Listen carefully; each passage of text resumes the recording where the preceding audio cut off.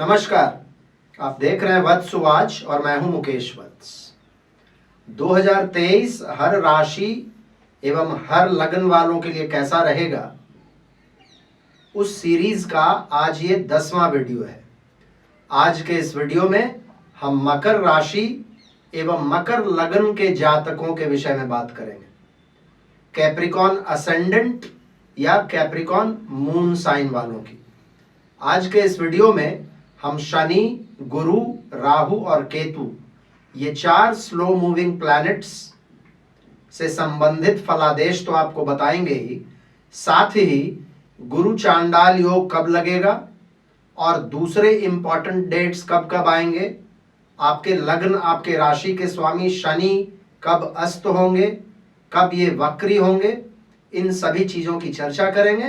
कुछ बहुत simple remedies बताऊंगा मैं आपको, जिसको करते हुए आप ये इंश्योर कर सकते हैं कि 2023 का जो वर्ष है आपका वो अच्छा बीते और कोई भी बुरा प्रभाव आप पर ना पड़े। इसलिए इस वीडियो को लास्ट तक अवश्य देखिएगा। मेरे चैनल को आपने अभी तक सब्सक्राइब नहीं किया है तो करके बगल के बेल आइकन को दबा लीजिएगा। फ्रेंड्स, आपका यदि मकर राशि या मकर लगन है तो सैटर्न आप लोगों को इस वर्ष थोड़ी राहत देने वाले हैं, थोड़ी खुशखबरी भी देंगे। राहत कैसे होगा? मकर राशि या मकर लगन वालों के लिए पिछले 2.5 वर्षों से, या यूं कहिए कि पिछले 3 वर्षों से शनि आपके या तो लगन में चले आ रहे हैं या फिर आपके चंद्रमा के ऊपर चले आ रहे हैं। यह सिचुएशन बहुत अच्छा सिचुएशन नहीं था और ये बताने की आवश्यकता नहीं है। पिछले 2.5-3 वर्षों में आपने काफी रिस्ट्रिक्शंस, काफी कंस्ट्रेंट्स, काफी रुकावटों का अनुभव किया होगा। जिन लोगों की राशि मकर है उन लोगों के लिए तो 7.5 का बिल्कुल, जिसको कहते हैं सिर के ऊपर थे शनि, तो एक रोलर कोस्टर राइड रहा होगा आप लोगों के लिए 2.5-3 वर्ष। और जिनका लगन मकर है उन लोगों के लिए भी थोड़ा धीमापन, थोड़ा रिस्ट्रिक्शंस आप लोगों ने भी महसूस किया होगा। अब 17 जनवरी से सैटर्न आपके 2nd हाउस में आ जाएंगे, कुंभ राशि में आ जाएंगे और कुंभ राशि के शनि आप लोगों के लिए अच्छे माने जाएंगे। सबसे पहले तो वो अपने मूल त्रिकोण में है, इसलिए शनि यहां अच्छे मूड में रहेंगे, ये एक बात हुई। दूसरे, आपके लगन आपकी राशि से आगे बढ़ जाएंगे। जिनकी राशि है मकर उन लोगों के लिए अब 7.5 का सबसे लास्ट ढैया रह जाएगा। और सबसे लास्ट ढैया में क्या होता है? शनि धीरे धीरे अपने टेस्ट्स को, उसकी जो इंटेंसिटी है उसको कम करने लगते हैं। बहुत लोगों के लिए तो मैंने देखा है कि पहले के लॉसेस को शनि इन 2.5 वर्षों में फुलफिल करने की कोशिश भी करते हैं। और जिनका लगन है उनके लिए तो लगन के स्वामी और धन भाव के स्वामी धन में आ जाएंगे, यानी धन के भाव में आ जाएंगे। तो कुल मिलाकर दोनों के लिए ही स्थिति अच्छी है। लगन और धन भाव के स्वामी जब धन भाव में आएंगे और वहां से आपके लाभ भाव को देखेंगे तो ये एक बड़ी अच्छी स्थिति है। पैसों में तो बेहतरी होगी, आमदनी में वृद्धि होगी। आप लोगों में से कई लोगों के लिए तो मल्टीपल सोर्सेज ऑफ इनकम की शुरुआत भी होगी। और ऐसा नहीं है कि आपको ऐसे ही अनायास ही पैसे मिल जाएंगे। आप उसके लिए प्लान किए होंगे, मेहनत कर रहे थे पिछले कुछ वर्षों से, उन चीजों का रिजल्ट सब आपको मिलना शुरू होगा। हाँ, कुछ लोगों को अचानक लाभ भी हो सकता है, वो मैं आगे बताऊंगा कैसे। एक हिंट दे देता हूं, दूसरे में बैठकर शनि आपके 8th हाउस को देखेंगे और फिर जुपिटर भी 22 अप्रैल के बाद जब आपके 4th हाउस में जाएंगे तो वहां से 8th हाउस को देखेंगे। डबल ट्रांजिट का सिद्धांत यहां काम करेगा। अपने 3rd दृष्टि से शनि जब आपके 4th हाउस को देखेंगे तो ये भी भूमि, वाहन, इन चीजों से संबंधित फायदे आपको दिलाएगा। लेकिन कुछ लोगों को ये टेंशन्स भी दे सकता है, खास करके यदि आपके सैटर्न आपकी कुंडली में अच्छे नहीं हैं तो ये घर में थोड़ा कलह वगैरह भी करवा सकता है, या मिसअंडरस्टैंडिंग्स दे सकता है आपके बीच में एवं आपके परिवार वालों के बीच में।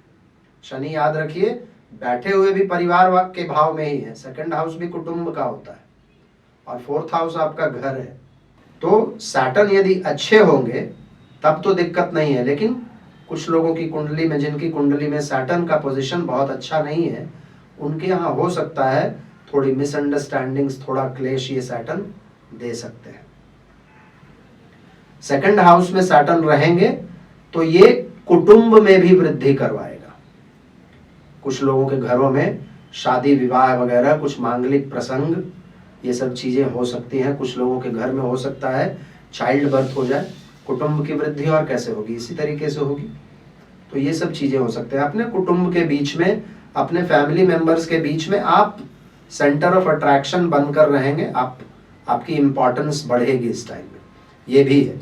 उसके बाद शनि अपने 7th दृष्टि से आपके 8th हाउस को देखेंगे। ये पैटर्नल प्रॉपर्टी, आपके पिता से, दादा परदादा से जो चली आ रही संपत्ति है, उससे संबंधित कुछ समस्याएं यदि हैं तो उसको सॉल्व करेंगे, उससे लाभ दिलाएंगे। विरासत से संबंधित कोई भी डिस्प्यूट्स वगैरह है वो खत्म होगा। 8th हाउस से संबंधित किसी कार्य में है आप, जैसे इंश्योरेंस में है, रिसर्च एंड डेवलपमेंट में है, माइनिंग में है, किसी भी गूढ़ विद्या को प्रैक्टिस करते हैं, जैसे एस्ट्रोलॉजर है, न्यूमरोलॉजिस्ट हैं, हीलर हैं, तो ऐसे लोगों के लिए अच्छा रहेगा। मैंने कहा डबल ट्रांजिट के सिद्धांत के अनुसार आपका 8th हाउस पूरे तरीके से एक्टिवेटेड है इस पूरे वर्ष। उसके बाद शनि अपनी 10th दृष्टि से आपके 11th हाउस को देखेंगे। ये भी अच्छा है। पुराना कोर्ट केसेस, पुराना फंसा हुआ धन 8th पर दृष्टि है, उससे भी फायदा होगा। पुराने विवाद, नौकरी वगैरह में तरक्की, आमदनी में वृद्धि, विदेशों से लाभ, आप कला के क्षेत्र से जुड़े हुए हैं, मोटिवेशनल स्पीकर हैं, किसी भी तरीके के क्रिएटिव काम में हैं, तो ये शनि की 11th पर दृष्टि आपको बहुत अच्छे रिजल्ट्स देगी। और पैसों के लिए वैसे भी मैंने कहा अच्छे हैं, तो काम जब अच्छा होगा तभी पैसे भी आएंगे। अब इसके बाद हम लोग बात कर लेते हैं फ्रेंड्स जुपिटर की। जुपिटर साल के शुरुआत में अप्रैल तक आपके 3rd हाउस में रहेंगे। 3, 6, 11 ये जो उपचय भाव हैं, इनमें कोई बेनिफिक प्लैनेट को अच्छा नहीं माना जाता और जुपिटर भी कोई एक्सेप्शन नहीं है। लेकिन इस बार अच्छा क्या है कि जुपिटर भले ही आपके 3rd में है, लेकिन अपने घर में है। मीन राशि में रहना जुपिटर को पसंद है और जुपिटर की यहां से जो दृष्टि होगी वो भी बहुत अच्छे भावों पर होगी। इसलिए मीन राशि में बैठे हुए 3rd के जुपिटर अच्छे रिजल्ट्स आपको देंगे। यश, मान, पद, प्रतिष्ठा, इन सभी चीजों में वृद्धि करवाएंगे जुपिटर। यहां से बैठकर जुपिटर आपके 7th हाउस को देखेंगे। बहुत सारे लोग जिनका विवाह वगैरह नहीं हो रहा था, उन लोगों के लिए ये बहुत अच्छा समय है विवाह करने का। 9th हाउस पर भी दृष्टि रहेगी जुपिटर की। भाग्य के लिए भी ये समय बहुत अच्छा है, भाग्य आपका साथ देगा। 11th हाउस पर दृष्टि रहेगी जुपिटर की। नेटवर्क सर्कल्स का बहुत फायदा मिलेगा आपको, बहुत अच्छे लोगों के साथ परिचय होगा, आमदनी में वृद्धि होगी। चाहे आप जिस भी काम में हो उसमें कुछ अच्छे रिजल्ट्स मिलेंगे, तभी आमदनी में वृद्धि होगी। आपका प्रतिष्ठा के साथ साथ, प्रतिष्ठा कैसे बढ़ता है, आपके काम के साथ बढ़ता है। 3rd हाउस के जुपिटर आपके करेज को बढ़ाएंगे, इनिशिएटिव्स लेने की कैपेबिलिटी बढ़ाएंगे, आपकी बुद्धि, आपके चातुर्य को बढ़ाएंगे और आप कर्म करेंगे, इससे आपके पद प्रतिष्ठा में वृद्धि होगी। 3rd हाउस के जुपिटर आपको यात्राएं भी दे सकते हैं। 3rd में बैठकर 9th को देख रहे हैं, तो 3rd हाउस के जुपिटर आपको बुरे रिजल्ट्स नहीं देंगे। 22 अप्रैल के बाद जुपिटर आ जाएंगे आपके 4th हाउस में। काल पुरुष कुंडली का नेचुरल 4th हाउस में जुपिटर आकर उच्च के हो जाते हैं। वैसे भी यहाँ अपने मित्र की राशि में बैठे हुए हैं जुपिटर। 4th हाउस में बैठकर भी जुपिटर आपको अच्छे रिजल्ट्स देंगे। मैंने कहा 8वें पर दृष्टि है, 8वें को एक्टिवेट कर रहे हैं। 10वें पर दृष्टि है, आपके कर्मों में, आपके वर्क प्लेस में आपको ये जुपिटर अच्छा लाभ देंगे। 12th पर दृष्टि होगी 4th में बैठकर जुपिटर की। 4, 8, 12 का जो एक्सिस बन रहा है, आपके मोक्ष त्रिकोण को जुपिटर एक्टिवेट कर रहे हैं। आध्यात्म वगैरह में इस समय में आपका इंटरेस्ट बढ़ जाएगा, स्पिरिचुअल हो जाएंगे। चौथे भाव में बैठकर गुरु 12वें को देख रहे हैं, एक बड़ा अच्छा रेमेडी हो सकता है आपके लिए। घर में कुछ भी पूजा पाठ है ना, ब्राह्मणों का, संतों का आगमन, उनको भोजन, ये सब कभी कभार करवाते रहिए अगले 1 वर्ष। ये बहुत अच्छा रेमेडी होगा, क्योंकि वैसे भी 4th हाउस में क्या होने जा रहा है, 22 अप्रैल के बाद गुरु चांडाल योग का निर्माण होगा, और 4th हाउस में गुरु चांडाल योग का बनना ये बहुत अच्छी बात नहीं है। ये मानसिक अशांति, घर में कलह क्लेश, माताजी के साथ आपके संबंध खराब करवाएगा, नहीं तो माताजी का स्वास्थ्य खराब करवा देगा। कुछ लोगों के लिए हो सकता है घर से दूर भेज देगा ये, काम के बहाने या और किसी बहाने। कुछ लोगों को इस समय में यदि आप इम्पल्स में आकर प्रॉपर्टी वगैरह खरीदेंगे तो फंस सकते हैं। तो विशेषकर 12 मई से लेकर 12 जून, जब गुरु और राहु दोनों बहुत करीब होंगे, उस समय में आपको विशेष ध्यान देना पड़ेगा। 1 महीने के बाद भी अक्टूबर 30 तारीख तक गुरु चांडाल रहेगा, लेकिन जुपिटर और राहु का जब डिस्टेंस बढ़ता चला जाएगा तो उसका प्रभाव भी धीरे धीरे कम होता चला जाएगा। तो गुरु चांडाल 4th में बैठ रहा है, थोड़ा सा ध्यान रखिएगा अपने स्वास्थ्य का भी। 4th हाउस कहीं ना कहीं हार्ट का होता है। हमारे अपर डाइजेस्टिव सिस्टम्स को भी 4th हाउस, 5th हाउस और फिर 6th हाउस हमारे लोअर इंटेस्टाइन्स को रिप्रेजेंट करता है। जो लोग शिक्षा में हैं उन लोगों को, जो स्टूडेंट्स हैं उन लोगों को ध्यान रखना पड़ेगा, फोकस वगैरह खराब हो सकता है, इन चीज़ों का ध्यान रखना पड़ेगा। राहु 4th में रहेंगे, 4th का राहु और खास करके गुरु चांडाल योग ये सभी चीज़ें दे सकता है। तो राहु के लिए कुछ जप वगैरह कर सकते हैं आप। घर में एक बार दुर्गा सप्तशती का पाठ और हवन करवा लीजिए, इसमें थोड़ा खर्च होगा। एक ब्राह्मण को बिठाकर जब आप पाठ करवाएंगे, एक ही पाठ करवाना है, लगभग 2.5 घंटे लगता है इस पूजा में, और हवन, तो ये राहु के लिए बहुत अच्छा उपाय है। नहीं करवा सकते हैं तो आप खुद देवी का पाठ किया कीजिए। पूरा देवी का पाठ नहीं कर सकते हैं, एटलीस्ट दुर्गा सप्तशती का 1st चैप्टर, जिसको दुर्गा सप्तश्लोकी कहते हैं, वो जरूर पढ़ा कीजिए। एकदम छोटा सा चैप्टर है, आपको हार्डली 3 से 4 मिनट लगेगा। गुरु को अपलिफ्ट कीजिए, जैसा मैंने कहा, ब्राह्मणों को, संतों को घर में भोजन करवाइए, घर में पूजा पाठ वगैरह का माहौल रखिए। गुरुवार का व्रत रख सकते हैं, जुपिटर से संबंधित कोई भी मंत्र पढ़ सकते हैं, घर में विष्णु सहस्त्रनाम वगैरह बजाते रहिए। घर में कभी कभार 1-2 बार एटलीस्ट सत्यनारायण भगवान का कथा करवा लीजिए। तो एक तरफ जुपिटर भी ठीक रहेंगे, दूसरी तरफ राहु भी देवी की पूजा से ठीक रहेंगे। राहु के लिए कुछ दान करना चाहते हैं तो जो भी स्वीपर, सफाई कर्मी हैं, उन लोगों को कुछ देते रहिए। अपने घर के टॉयलेट्स को यदि कभी कभार आप क्लीन कर लेते हैं, खास करके बुधवार और शनिवार को, तो ये बहुत अच्छा है। अमावस्या के दिन जरूर कुछ फूड डोनेट कीजिए। इन सभी चीज़ों से आपके राहु ठीक रहेंगे, जुपिटर भी ठीक रहेंगे, गुरु चांडाल योग का बहुत ज़्यादा प्रभाव नहीं पड़ेगा। 30 अक्टूबर के बाद राहु चले जाएंगे आपके 3rd हाउस में। ये बहुत सुपर डुपर पोजीशन है राहु के लिए। 3, 6, 11 में राहु बहुत अच्छा करते हैं। तो 3rd हाउस में जैसे ही आपके राहु आएंगे, हालांकि साल के 2 ही महीने रहेंगे वहाँ, नवंबर और दिसंबर, और फिर 3rd हाउस के राहु का प्रभाव आपको अगले साल मिलेगा। लेकिन साल का जो अंतिम 2 महीना है उसमें आपको इसका लाभ मिलेगा। 3rd हाउस का राहु आपके एनर्जी लेवल्स को बढ़ाने वाला होगा, आपके पराक्रम को बढ़ाने वाला होगा, आपकी चतुराई को बढ़ाने वाला होगा, महत्वाकांक्षी बनाएगा, बहादुरी देगा, युक्ति देगा, रोग, ऋण, दुश्मन, इनकी समाप्ति करेगा। तो मतलब तरक्की करने के लिए कलयुग में जो जो भी गुण चाहिए वो सभी राहु में है, और 3rd हाउस का राहु आपको ये जरूर देगा। लेकिन हाँ, 3rd हाउस का राहु छोटे भाई बहनों को छोटी मोटी परेशानियां भी दे सकता है, इसका ध्यान रखना पड़ेगा। अब हम लोग बात कर लेते हैं फ्रेंड्स केतु की। साल के शुरुआत से लेकर 30 अक्टूबर तक केतु आपके 10th हाउस में रहेंगे। यहां पर विद्वानों में मतभेद है। बहुत सारे लोग आपको कहते मिलेंगे कि केतु 10th में बड़ा अच्छा है, और बहुत लोग आपको कहते सुनेंगे कि केतु 10th में बहुत अच्छा नहीं है। कुछ लोग आपको बताएंगे कि कुजवत केतु, केतु चूंकि मंगल के समान है इसलिए 10th हाउस में मंगल के जैसा इनको दिग्बल मिलता है और ये कार्य क्षेत्र में आपकी बड़ी तरक्की करवाते हैं।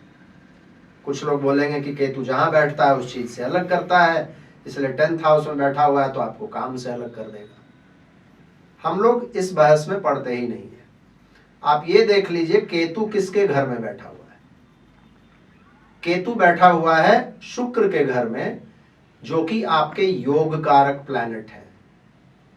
मकर और कुंभ वालों के लिए शुक्र योग कारक होते हैं। केतु का अपना कोई फिजिकल बॉडी तो है नहीं।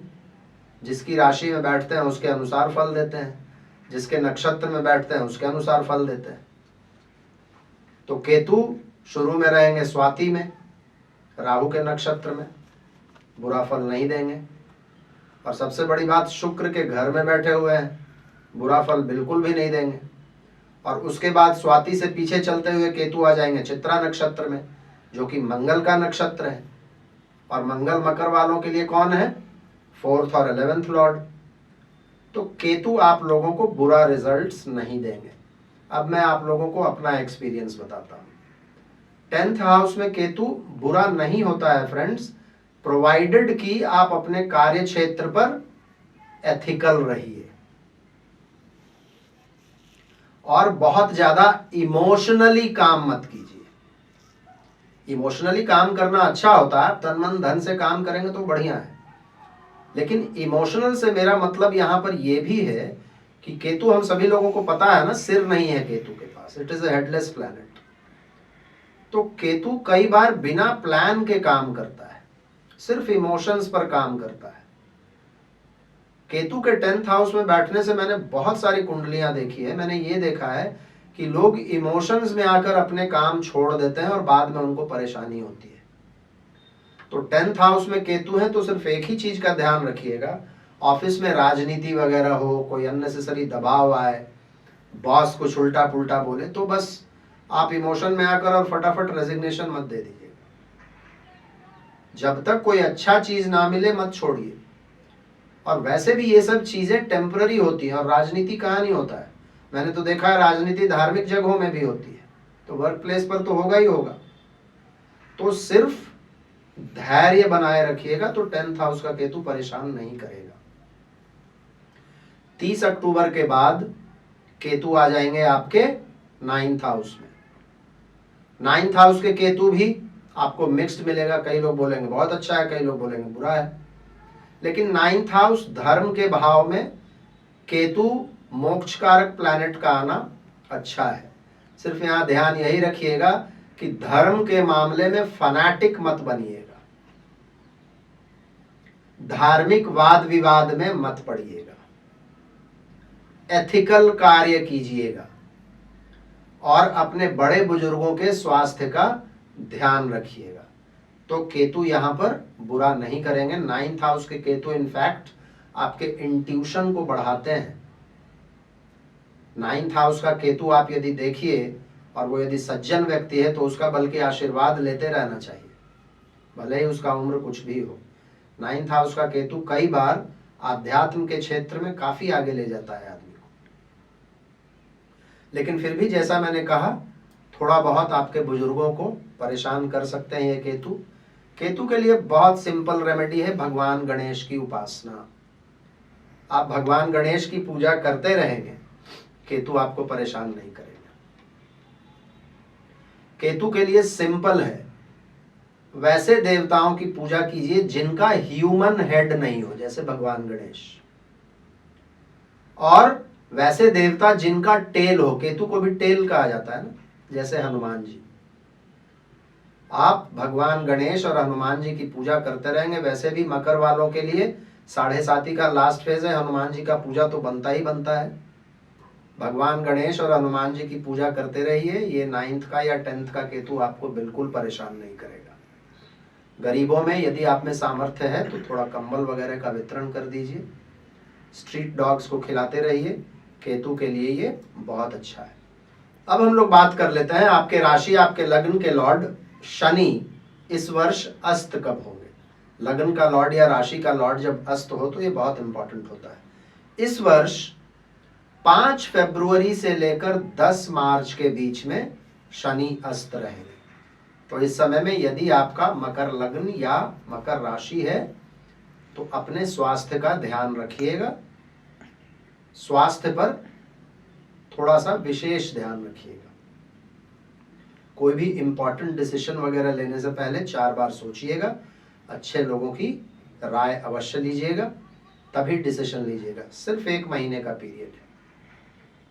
उसके बाद रेट्रोग्रेड हर साल की तरह इस बार भी शनि होंगे। इस बार लगभग 140 दिनों के लिए ये रेट्रोग्रेड हो रहे हैं।